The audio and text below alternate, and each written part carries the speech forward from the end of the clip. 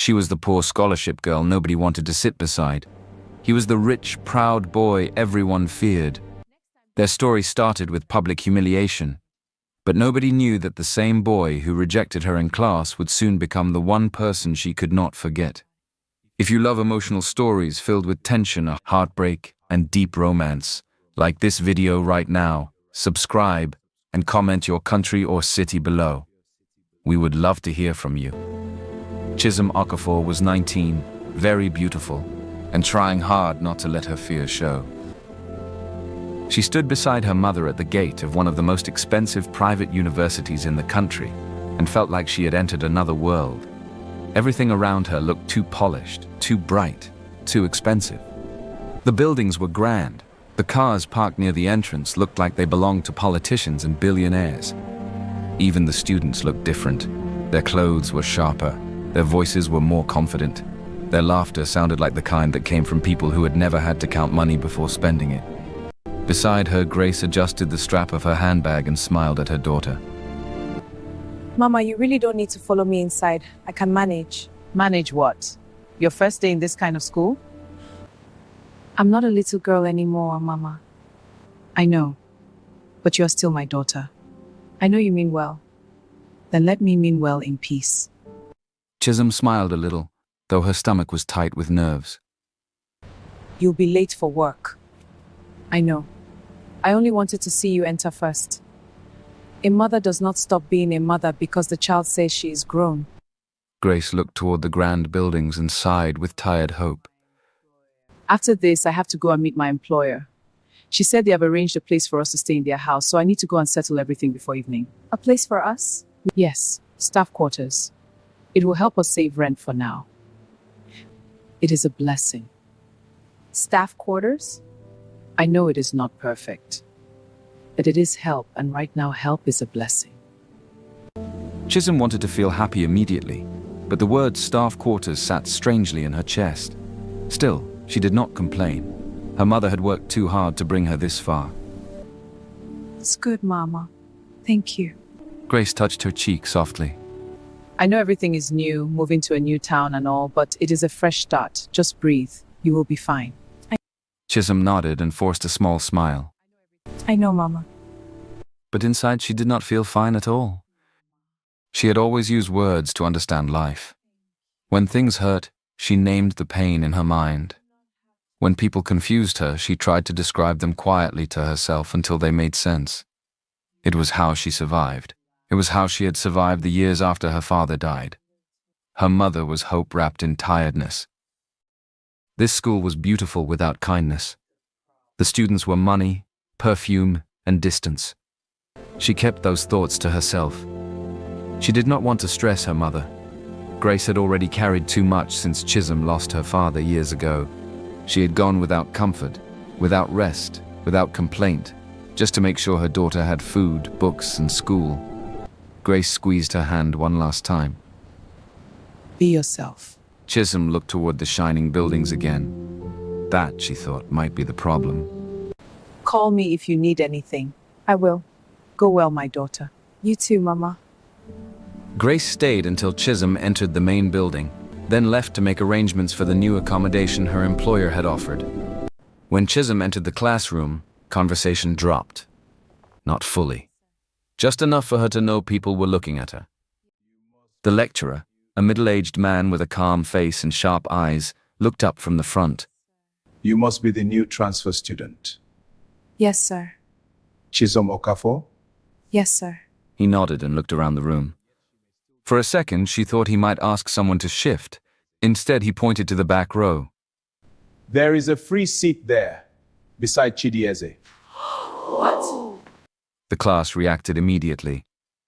What? Seriously? The scholarship girl? Beside Chidi? Whispers spread across the room like a small fire. Chisholm followed the lecturer's hand and saw him. Chidi Eze. He was handsome in a quiet, expensive way. Clean haircut, calm face, sharp jaw, crisp shirt, cool eyes. He looked like someone who had grown up being admired and obeyed. The kind of boy people watched without meaning to. Right now, he was watching her like she was a problem. Chisholm walked toward the empty seat. Before she reached it, Chidi spoke. Sir, she can't sit here. And why not? Chidi did not even look embarrassed. She will be a distraction. A few students laughed. Heat rushed into Chisholm's face, but she kept walking. She refused to stop. If she stopped now, the shame would bury her. The lecturer's voice hardened. That is enough. Miss Okafor was top of her class in her previous school. It's okay, sir. No. Go on. Chidi gave a dry smile. With all due respect, sir, where she is coming from and where we are now are not the same. The lecturer removed his glasses slowly. And yet she may still do better than you. Sit properly, Mr. Eze. A small wave of laughter passed through the class, and Chidi's face changed for the first time. Not much, but enough. He leaned back without another word. Chisholm sat down beside him, keeping her back straight and her face calm. But inside, the words she usually used to protect herself disappeared. His rejection had cut deeper than she wanted to admit. The class went on, but she heard almost nothing. After the lecture, 2 girls approached her in the corridor before she could even leave. One had bright eyes and a gossiping smile. The other seemed friendlier but just as curious. You actually sat beside Chidi Eze, and you survived. Should I celebrate? Maybe. You don't understand. No girl easily gets close to him. He is like a king here. Every girl wants him. That irritated Chisholm more than it should have. Well, I don't. The girls blinked. Chisholm was still hurt from what happened in class, and once she started speaking, she did not stop. I don't find bullies attractive. He is arrogant, cold, fake, and acts like he's above everybody. If you ask me, he just looks isolated. And honestly, kind of pathetic. Silence. The girls' faces changed at once. Chisholm knew before she turned that someone was behind her. Go on. A male voice said quietly. You were saying I'm lonely and pathetic. She turned and saw Chidi standing there. Her stomach tightened. Let's go. Yes, please. Next time, read the room before you open your mouth. The 2 girls vanished, as if they had never been there. Next time, don't behave like exactly what I described. For a second, he looked surprised. Then one corner of his mouth lifted. Not in amusement, in warning. You talk too much for someone who just arrived. What? And you think too high of yourself for someone who did nothing to earn basic manners. He stared at her for a beat, then gave a small nod like he was storing the moment away. You'll learn. I'm not afraid of you. You should be. Then he walked off. Chisholm watched him go and pressed her lips together. She had made an enemy on her first day. A rich, arrogant, dangerous one. By evening, her life became more complicated. Her mother came to meet her after classes and shared the good news with tired excitement. The family I work for has given us accommodation.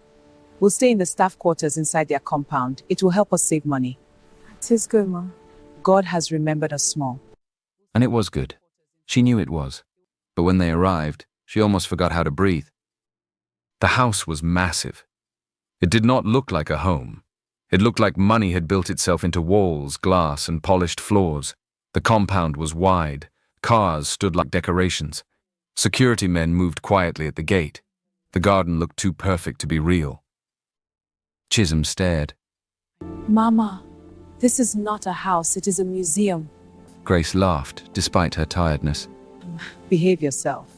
A butler named James came to welcome them and led Grace away to discuss something about her duties and their room. If you will come with me, my madam, I'll explain your duties and show you your room. Chisholm, wait here for me. Chisholm stood still for a moment. Then her eyes caught a doorway down the hall. She moved toward it before she could stop herself.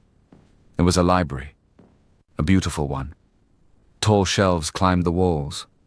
Rich wooden furniture filled the room. Rare books sat in perfect rows. The air itself felt expensive and quiet. Impressed? The voice behind her nearly made her jump out of her skin. She turned. Chidi. He stood by the door with his hands in his pockets, looking at her like the universe had just told him a bad joke. You? My exact thought. She looked around the room again, then back at him. Wait, this is your house? My house. My library. And now apparently your new home too. Before she could answer, James entered behind them. Master Chidi, Miss Chisholm and her mother have arrived. Madam Grace accepted the arrangement. There has to be some mistake. No mistake, madam. Chisholm looked at Chidi, then back at James. I can't stay here. You can. No, I won't. Your room has already been prepared, madam. She glared at him. The truth was already clear. Her mother had agreed. They needed the place. And now she had to live under the same roof as the boy who had humiliated her in front of a full class. Wonderful. The next morning started badly. A driver was unavailable. One of the staff members said the transport arrangement had changed. Someone else was running late. The house was moving in 10 different directions, and in the middle of it, Chisholm realized she might miss her first lecture. Panic rose in her chest. She checked the time again and grabbed her bag. I'll just go. I'll find my way. You want to trek? If I have to. She hurried outside and nearly collided with Chidi near one of the cars. He looked at her once. Why do you look like your life is ending? I am going to be late. That sounds like your problem. She folded her arms. Can you please give me a ride? He looked at her for a moment, then opened the back door of the car. Not for her, but to take something out.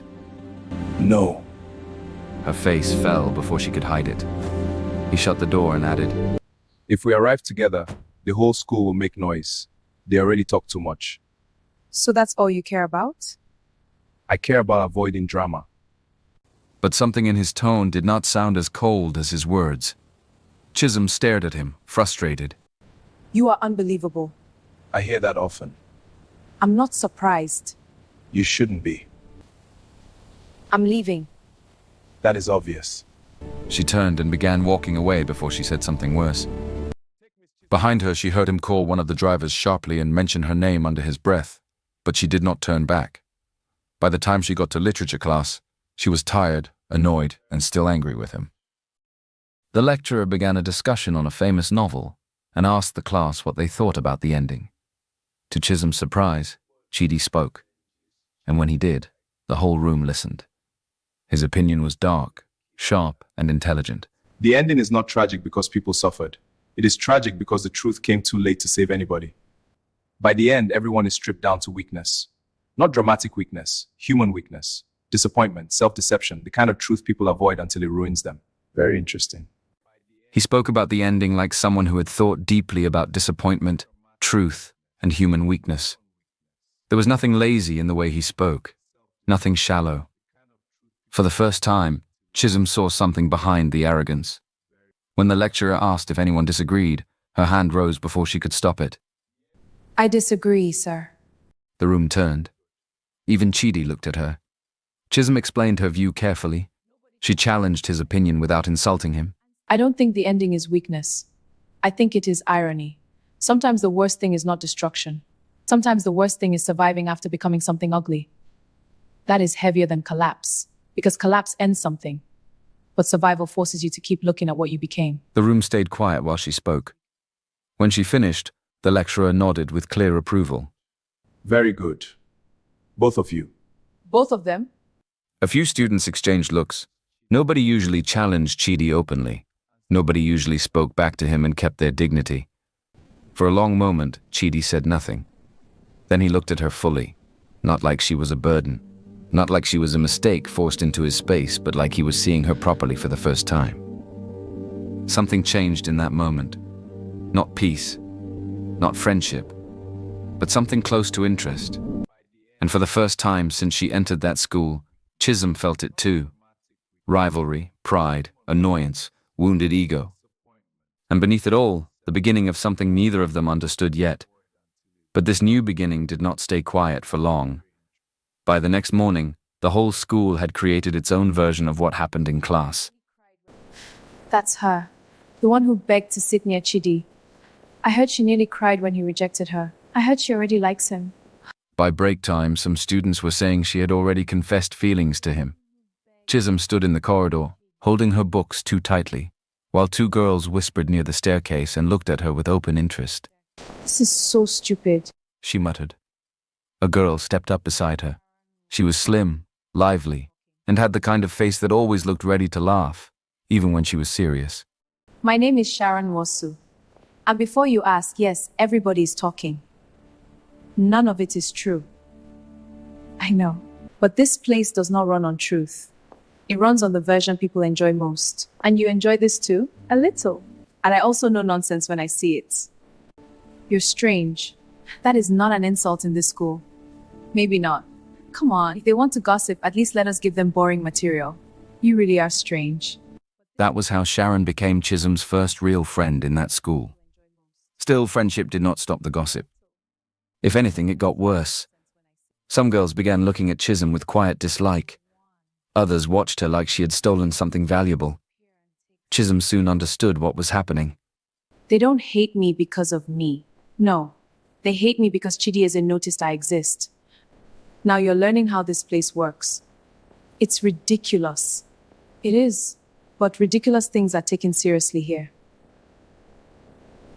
One evening after classes, Chisholm stayed back briefly to return a book. By the time she finished and tried to leave, the hallway was almost empty. She pushed open the nearest door, stepped inside, and heard the click behind her. Her hand froze on the knob. She turned sharply and pulled at it again. Locked. Hello? Who is there? Open the door. This is not funny. Can anybody hear me? Only silence answered her. Her heart began to beat harder. She knocked, then banged, then called louder. Nothing. By the time the door finally opened much later, her throat was dry, and her eyes were hot with anger. 2 cleaners passing that side had heard the noise and let her out. She stepped into the corridor, shaken and embarrassed, only to hear a laugh from behind one of the pillars. Then, dirty water came crashing over her. It soaked her hair, blouse, skirt, and books in one cruel splash. The smell hit her a second later. A small group of girls burst into wicked laughter and scattered before she could catch any of them. Chisholm stood there dripping, too shocked to move. Then she heard footsteps. Chisholm? It was Chidi. He had probably been looking for something or someone, but the moment he saw her, his face changed. The lazy pride disappeared. What remained was something harder and more human. She took one step back, dizzy with shame, and her wet shoes slipped on the floor. Before she could hit the ground, Chidi caught her. For 1 second, she was in his arms, smelling rain, cologne, and the dirty water on her own clothes. His jaw tightened.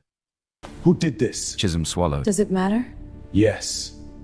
She pulled away from him carefully. I'm fine. No, you're not. It was the first time she had heard real anger in his voice that was not aimed at her. Students had started to gather at the far end of the hall. Chidi saw them and took off his blazer without hesitation. He draped it over her shoulders. She stared at him. Then he said quietly, "I'm sorry." Chisholm blinked. "What?" "I said I'm sorry." That shocked her more than the water. She searched his face for mockery and found none. For the first time since she met him, Chidi looked disturbed.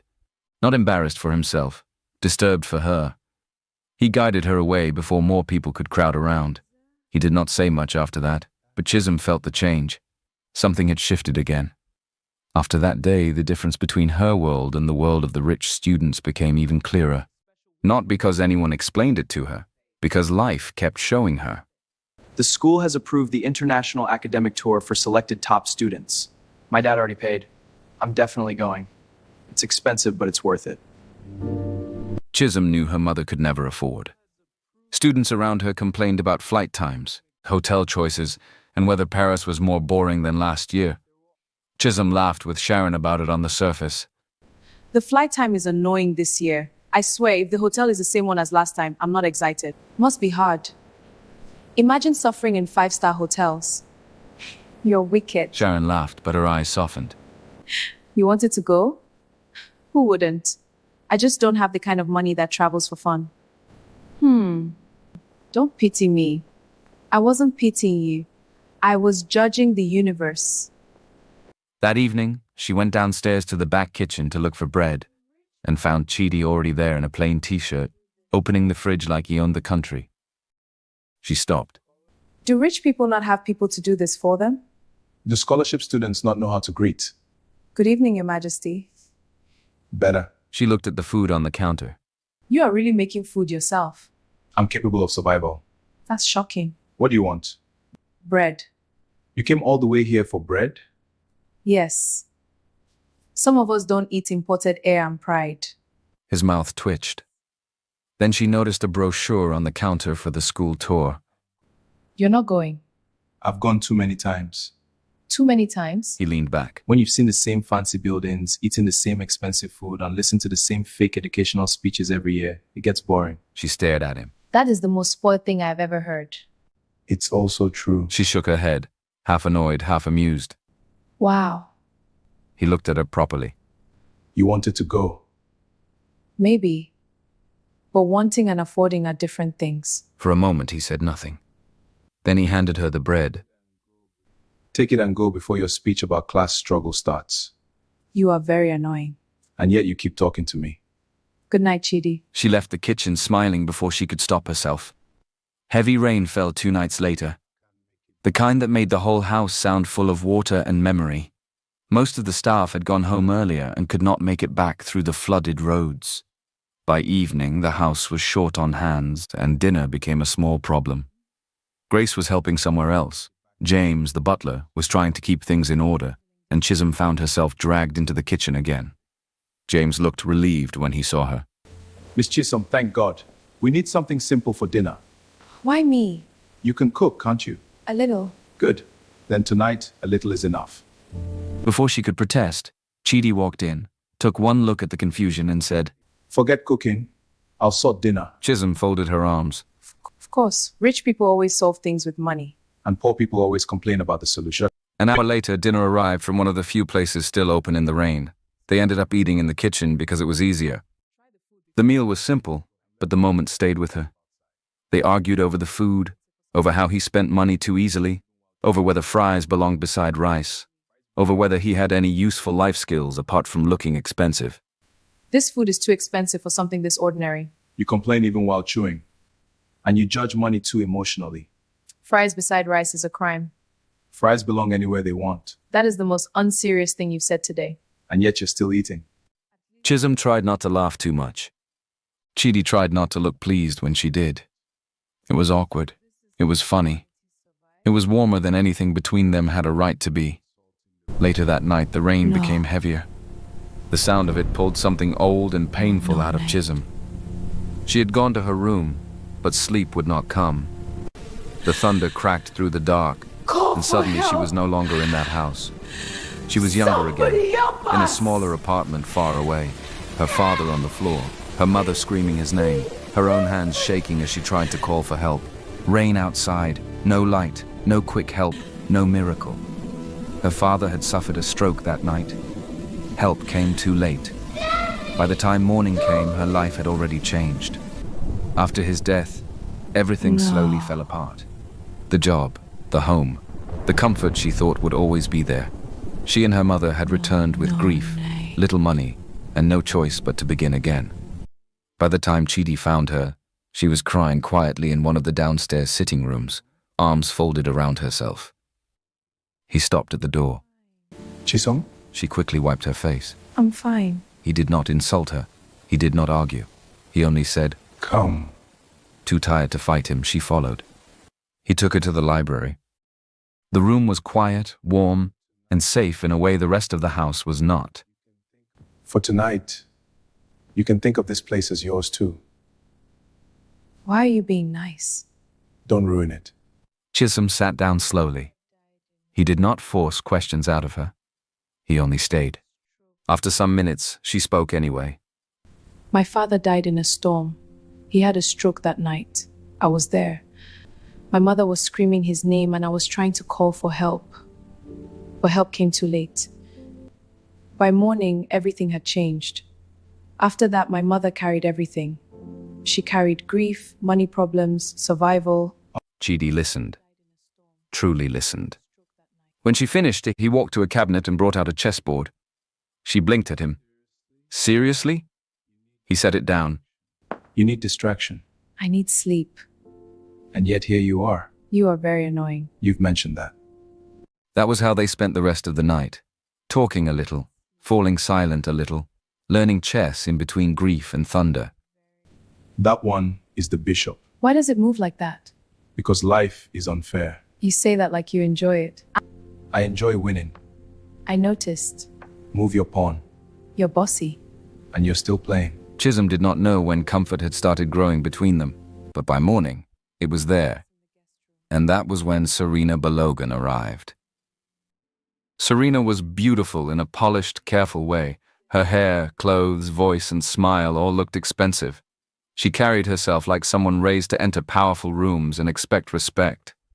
Chisholm first saw her standing in the main sitting room with a small travel bag, speaking to James as if she had every right to be there.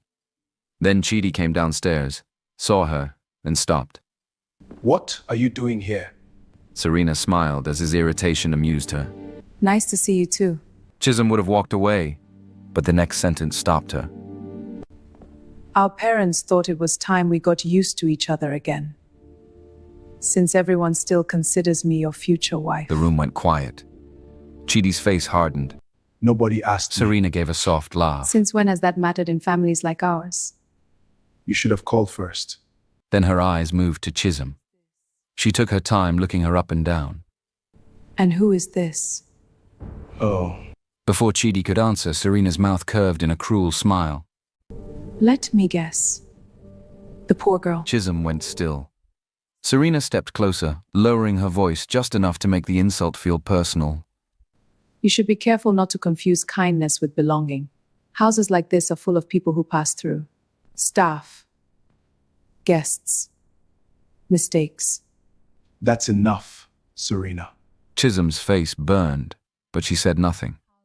She did not need more than that to understand the message. In Chidi's world, there was already a plan, and she was not in it. After Serena arrived, the gossip at school turned poisonous. Now students were whispering that Chisholm was not just living in Chidi's house, she was working there. A poor maid, a desperate girl sneaking around his room, a shameless scholarship student trying to trap a rich boy. Sharon was furious on her behalf. This is Serena. It has to be. Maybe. Maybe not. Don't do that. This matters. Chisholm tried to act like it did not matter, but it did. Then one afternoon she received a message telling her to come to one of the unused music rooms urgently. The message looked normal, familiar even. Come to one of the unused music rooms urgently. Who sent this? It looks familiar. Let me just check. She went. That was her mistake. When she entered, nobody was there. Then her phone stopped working properly. Strange notifications, missing messages, and when she stepped back outside, the corridor was already empty and the rain had started heavily. She turned just in time to see Serena at the far end of the walkway, protected by an umbrella, smiling. The message had been a setup. Serena. You set me up. By the time Chisholm understood fully, she was stranded in the rain, soaked, humiliated, and too shaken to think clearly.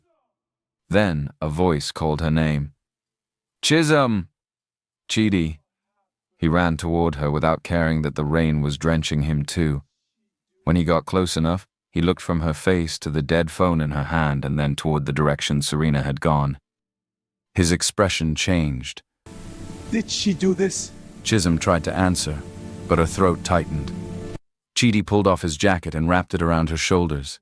He touched her arm, then her face, checking quickly if she was hurt. Talk to me. She gave a small, shaky You laugh. sound worried. I am. That silenced her. For a moment, the rain was the only sound between them. Then Chidi said softly, I'm sorry. Again? Yes. Why? Because this should not have happened to you. again that word. Again from him. The time he had broke something open. Not pain. Not anger. Something deeper.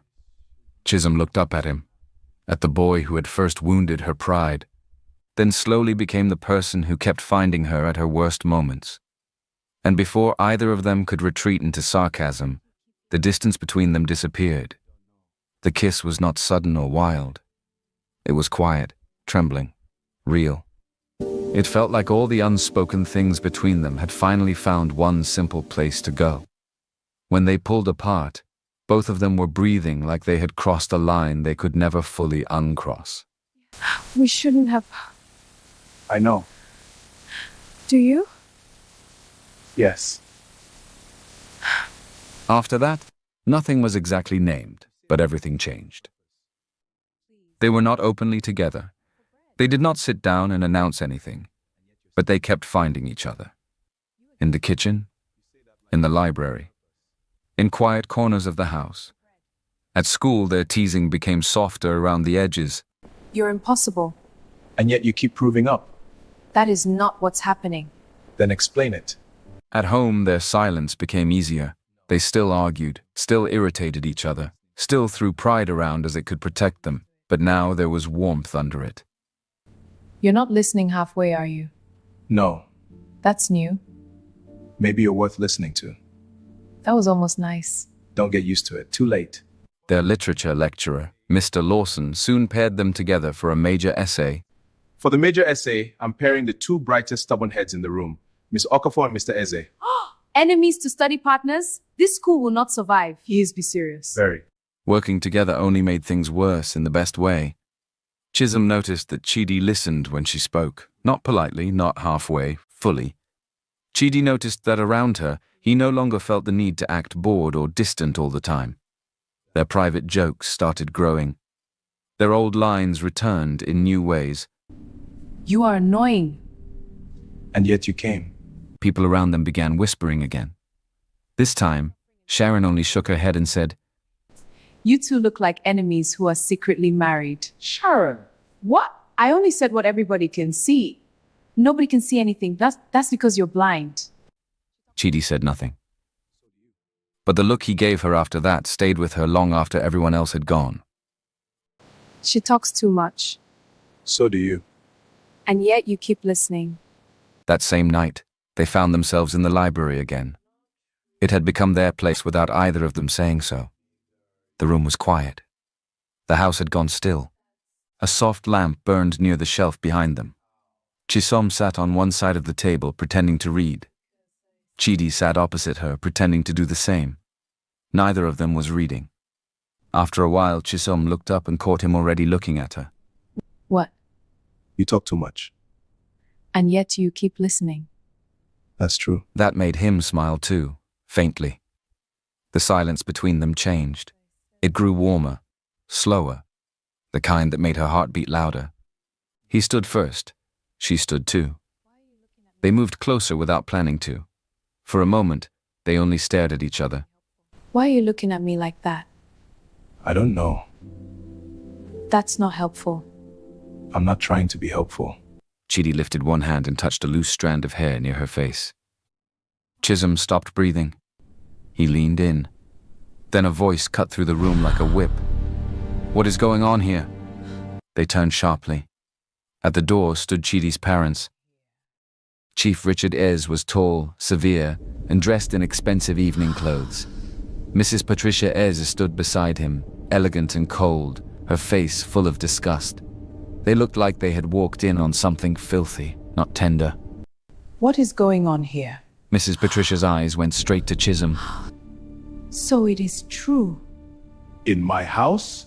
Enough. Chidi stepped in front of Chisholm a little. Enough. Mrs. Patricia let out a short laugh. Enough? You bring a staff child into your library at night and tell us enough? Chisholm felt the words like slaps. Chidi's voice sharpened. She's not what you think. No, his father said. She is exactly what we think. A distraction.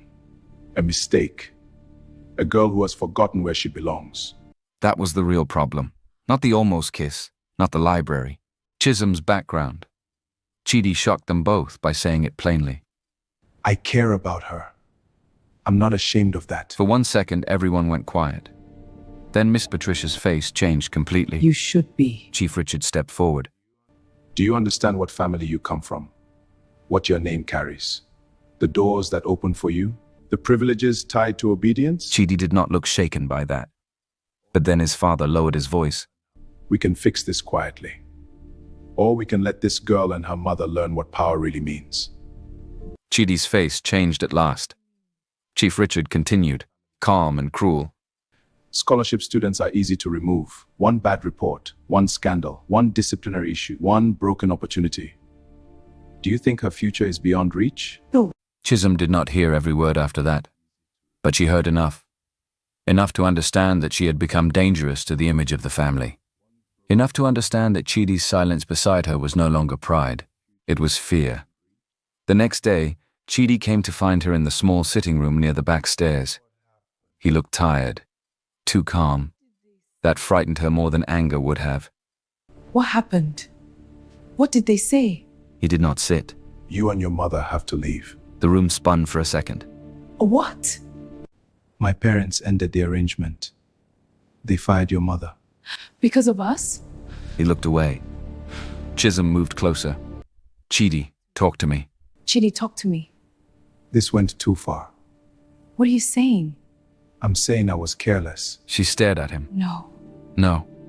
If I go against them, I lose everything. Money, trust, access, power. We can survive without all that. My mother and I have survived worse. We can figure it out. That was when he did it. That was when he chose cruelty because it was the only knife sharp enough to push her away. He gave a cold little laugh. You really don't understand. Chisholm went still. This was never going to last. You were a distraction. That's all. Her face changed, but he kept going. You never really belonged in my world. You live in the staff quarters and think that means something changed? It didn't. It was temporary. You were temporary. Chisholm shook her head slowly. Stop. But he did not stop. I was bored. You were different. That was interesting for a while. But you cannot compare to the life I was born known to. That one broke her. He saw it happen and still forced himself to continue. You and I were never equal. You just forgot that. Tears filled her eyes, but she refused to let them fall in front of him. The worst part was that she could still see the boy she loved somewhere inside the cruelty. She knew he was hiding behind it. But Pain did not care about hidden things. Pain only heard the words. She nodded once, because speaking felt impossible. Okay. Then she walked away. Not dramatic, not loud. Broken, humiliated, betrayed. After that, school became harder. Not because people stopped talking, because they did not. Serena still moved around campus like she had already won. She smiled whenever Chisholm passed, and sometimes her words were soft enough to sound kind to outsiders while still cutting deep. Other students were different. Some pitied Chisholm, some judged her.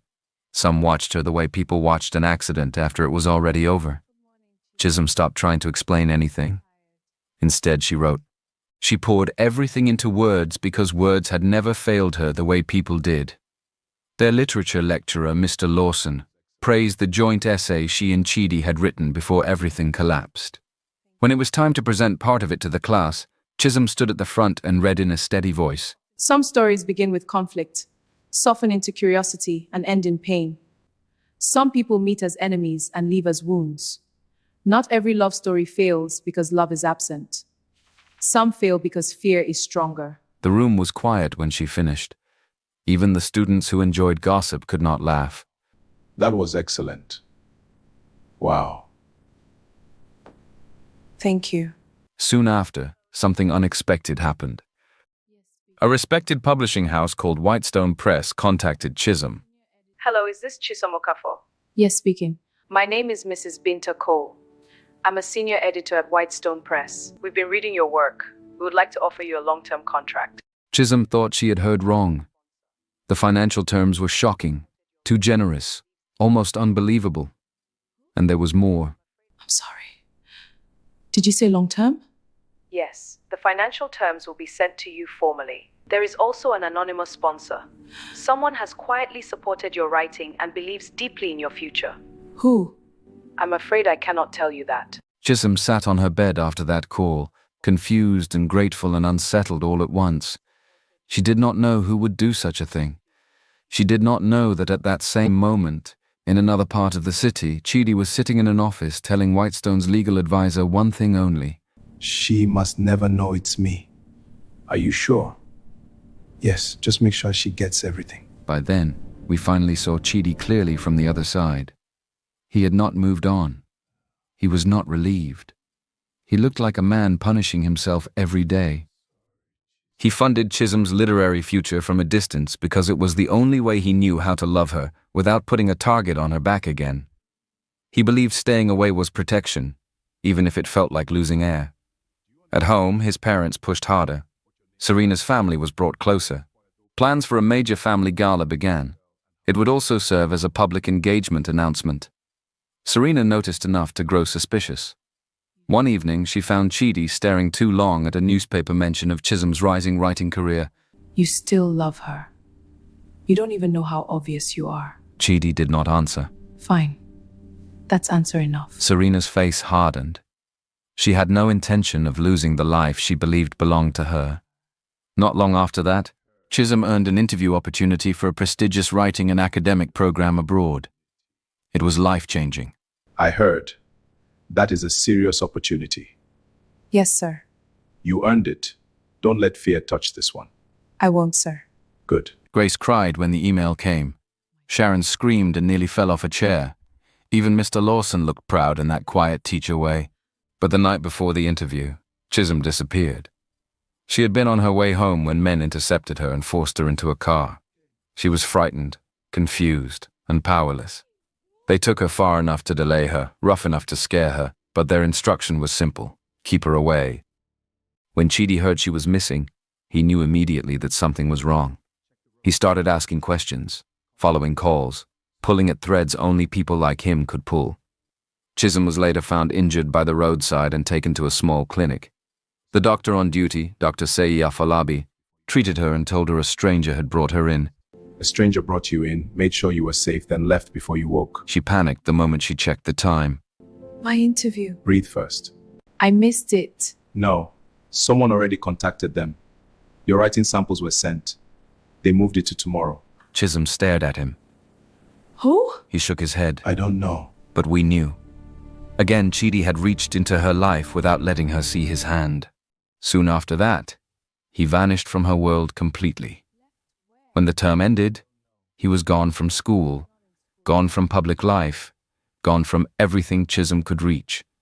5 years later, Chisholm Okafor became one of the most respected young writers in the country. Her books were loved because they felt honest. Her words had pain in them, but also beauty. People said her stories understood the things most people were too proud to admit. During one television interview, the host, Maya Daniels, smiled and asked, Why do you write love with so much pain and truth?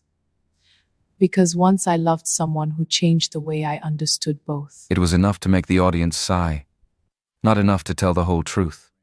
She had built a life, a career, a name of her own. But emotionally, one part of her had never really left that library.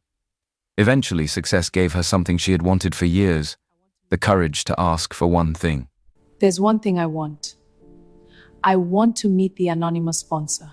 You're sure? Yes. I've wanted that for years. A private meeting was arranged. Chisholm entered the restaurant's private room expecting an elderly benefactor, a businessman, maybe even an old professor. Instead, she saw Chidi. Older now, broader, more handsome than before in a way that no longer felt youthful and careless. He looked like a man who had learned the cost of silence. The shock hit her deeply, but not completely. Some part of her had always suspected. For a few seconds, neither of them spoke. Then Chidi stood and said, Hi. Chisholm let out a breath that sounded almost like a laugh. Hi. He looked faintly embarrassed. I had a better speech. It disappeared. That used to happen to me around you. The old banter came back so quickly it hurt. He congratulated her, told her everything she had become came from her own talent, not from him. She thanked him, but she did not pretend the past was dead. One line in one of the anonymous emails sounded like you. I kept telling myself I was imagining it. He looked down. I should have written less like myself. Your punctuation betrayed you. That made him laugh once, briefly, sadly. The door between them opened. Then Chisholm forced the truth all the way out. Why, Chidi? He looked at her for a long moment before answering. Because I loved you then. I still love you now. Back then, I had money around me, but not real power of my own. My family could have destroyed your education, your mother's job, your future. I thought if you hated me, you would walk away fast enough to survive it. Chisholm's eyes filled slowly. So you made the choice for me. Yes. You never let me decide if you were worth the risk. His face tightened. I didn't think I was. That hurt her differently. Being smart doesn't stop people from loving badly, does it? Apparently not. She was moved, angry too, wounded still, all of it at once. Maybe I would have chosen you anyway, even if life became hard. His voice dropped. I know that now. Silence settled between them, but this time it was not empty. It was full of truth, finally spoken. The love had never really died. It had only lived badly, quietly, painfully. After a long time, Chidi asked the one question he had no right to expect answered. Can you give me another chance? Not as the boy I was, as the man I'm trying to be. Chisholm did not forgive him cheaply. Pain that deep should never be brushed aside because someone looks handsome under soft light. But she also did not lie to herself. She still loved him. I won't forgive you cheaply, I know. and I won't do secrecy. No secrecy, no games. No games. Then we begin slowly. They met in daylight, talked honestly, fought fairly, laughed more than either of them expected. They relearned each other carefully. You don't get to hide behind mystery anymore. I'm trying not to. Good. You still interrogate people like a lawyer. And you still answer like someone avoiding prison. No pretending. One evening, when she arrived late to meet him, he looked at her and said, You're annoying. And yet you came. There you are. Don't sound relieved. Too late. Just like that, the rhythm returned. This time, when his family pushed back, Chidi did not bend. He broke away fully from the engagement pressure, publicly, clearly.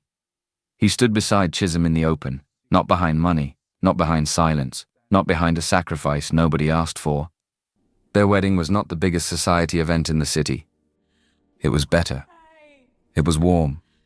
Grace cried openly. Sharon cried louder than everyone else and denied it when teased. Mr. Lawson came too, proud in his quiet way. James smiled like he had been waiting years for peace to finally win. Even some old wounds softened in the light of that day. When it was time for vows, Chidi looked at Chisholm with the same deep stare that had once almost led to disaster in a library. Only this time, nobody interrupted. I vow to tell you the truth, even when truth is harder than silence. I vow to choose you openly, again and again, in peace, in argument, in every season. Chisholm laughed through tears before speaking. I vow to love you honestly, not perfectly. Honestly. I vow to argue with you when you deserve it, to read what you write even when it annoys me, and to keep choosing you too. Then she added, And I vow never to let you pretend you are not deeply dramatic. That made everyone laugh properly, including him. Their honeymoon was filled with the same teasing that had once lived in kitchens and over chessboards. At one point, Go and change that outfit. Why? It's too distracting. Don't tell me what to do. That's what I thought. and that was how the story truly ended. Not with gossip, not with fear, not with rich people deciding who belonged where. It ended in peace, with truth, with a love that had survived pride, distance, class difference, and years of silence. After all the noise, Chisholm and Chidi finally found what both of them had been searching for from the beginning. Home. In each other.